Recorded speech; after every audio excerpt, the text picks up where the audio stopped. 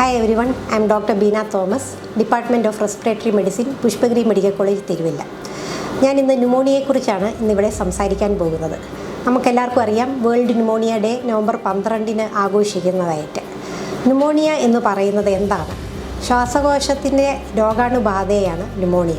അപ്പോൾ രോഗാണുബാധയെ നമ്മൾ ഇൻഫെക്ഷൻ എന്ന് പറയും, ശ്വാസകോശത്തിൻ്റെ ഇൻഫെക്ഷനെ നമ്മൾ ന്യൂമോണിയ എന്ന് പറയുന്നു.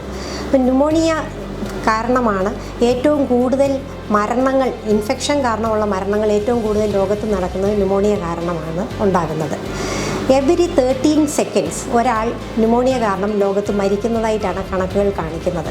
കുട്ടികളിലാണെങ്കിൽ എവരി 47 സെക്കൻഡ്സ് കൂടുമ്പോൾ ഒരു കുട്ടി ലോകത്ത് മരിക്കുന്നതാണ് ന്യൂമോണിയ കാരണം എന്നാണ് നമ്മൾ മനസ്സിലാക്കുന്നത്. അപ്പോൾ ന്യൂമോണിയ എന്ന് പറയുന്നത് ഒരു ട്രീറ്റബിൾ ആൻഡ് പ്രിവെൻറ്റബിൾ ഡിസീസായിട്ടാണ് കണക്കാക്കുന്നത്. അപ്പോൾ എങ്ങനെ ന്യൂമോണിയ നമുക്ക് പ്രിവെൻറ്റ് ചെയ്യാൻ പറ്റും എന്നാണ് നമ്മൾ ആലോചിക്കുന്നത്. ഇപ്പോൾ കോവിഡ് വന്ന സമയത്ത് കോവിഡ് കാരണമല്ലാത്ത ന്യൂമോണിയകൾ വളരെയധികം കുറഞ്ഞതായിട്ട് നമ്മൾ മനസ്സിലാക്കി. അപ്പോൾ നമുക്കതിൽ നിന്ന് മനസ്സിലാക്കാൻ പറ്റും ഹാൻഡ് ഹൈജീൻ, നമ്മൾ ഹാൻഡ് വാഷ് ചെയ്യുക, മാസ്ക് യൂസ് ചെയ്യുന്നതും ഓവർ ക്രൗഡിങ് ഏരിയാസ് ഒഴിവാക്കുന്നതും ന്യൂമോണിയയുടെ കണക്കുകൾ, ന്യൂമോണിയയുടെ ഇൻഫെക്ഷൻ വരാനുള്ള ചാൻസുകൾ കുറയ്ക്കുന്നതായിട്ട് നമ്മൾ കണ്ടു. അപ്പോൾ നമ്മളുടെ ഉള്ള ഒരു പേഴ്സണൽ കെയർ കൊണ്ട് തന്നെ ഇൻഫെക്ഷൻസ് കുറയ്ക്കാമെന്ന് നമ്മളത് മനസ്സിലാക്കി. പിന്നെയുള്ളത് വാക്സിനേഷൻസ് ആണ്. അപ്പോൾ വാക്സിനേഷൻസ് എടുക്കുകയാണെങ്കിൽ ന്യൂമോണിയ വരാനുള്ള സാധ്യത കുറയ്ക്കും. ഇനി ന്യൂമോണിയ വന്നാൽ തന്നെ അതിൻ്റെ തീവ്രത കുറയ്ക്കാനായിട്ടും നമുക്ക് വാക്സിനേഷൻ സഹായിക്കും. ഇപ്പോൾ influenza vaccine, influenza vaccine, pneumococcal vaccine, ഇങ്ങനെയുള്ളതെല്ലാം നമുക്കുണ്ട്. ന്യൂമോണിയ ആർക്ക് വേണമെങ്കിലും വരാം. എന്നിരുന്നാലും 70 വയസ്സിന് മുകളിലുള്ളവരും വയസ്സ് കുറവുള്ളവരും 5 വയസ്സിന് താഴെയുള്ളവർക്കും റിസ്ക് കൂടുതലാണ്. അപ്പോൾ രോഗലക്ഷണങ്ങൾ പൊതുവേ ഈ പ്രായമായവരിൽ കാണണമെന്നില്ല. അതുപോലെ തന്നെ കുട്ടികളിലാണെങ്കിലും നമ്മൾ വളരെയധികം ഇൻഫെക്ഷൻ നമ്മൾ തുടക്കത്തിൽ തന്നെ ട്രീറ്റ് ചെയ്ത് കഴിഞ്ഞാൽ ഇമ്പ്രൂവ്മെൻറ്റ് ഉണ്ടാവുകയൊക്കെ ചെയ്യും. പ്രോപ്പർ ആൻറ്റിബയോട്ടിക് കറക്റ്റ് ഡോസിൽ കറക്റ്റ് ഡ്യൂറേഷനിൽ എടുത്താൽ ഇമ്പ്രൂവ്മെൻറ്റ് ഉണ്ടാകും. എന്നിരുന്നാലും പ്രായമായവരിലാണെങ്കിൽ മറ്റ് അസുഖങ്ങൾ കാരണം ആൻറ്റിബയോട്ടിക്കിൻ്റെ എഫക്റ്റ് കുറയാം. ഈവൻ ആൻറ്റിബയോട്ടിക് റെസിസ്റ്റൻ്റ് ആയിട്ടുള്ള ഓർഗാനിസംസ് ആയിരിക്കും ചിലപ്പം ഇൻഫെക്ഷൻ ഉണ്ടാക്കുന്നത്. അപ്പോൾ നമ്മൾ ഉദ്ദേശിച്ച രീതിയിൽ റെസ്പോൺസ് കാണണമെന്നില്ല. അപ്പോൾ പ്രിവെൻഷൻ വളരെ ഇമ്പോർട്ടൻ്റ് ആണ്. അതുകൊണ്ട് വാക്സിനേഷൻസ് ഹൈ റിസ്ക് ആയിട്ടുള്ള ഇൻഡിവിജ്വൽസും പ്രായമായവരും എടുക്കേണ്ടത് തന്നെയാണ് എന്നുള്ളതാണ് അതിന് നമുക്ക് മനസ്സിലാക്കാവുന്നത്. പിന്നെ പുകവലി ഒഴിവാക്കുകയാണെങ്കിൽ, പുകവലി ഒരു സ്മോക്കിംഗ് ന്യൂമോണിയയ്ക്ക് ഒരു റിസ്ക് ഉള്ളതായിട്ടാണ് കാണുന്നത്.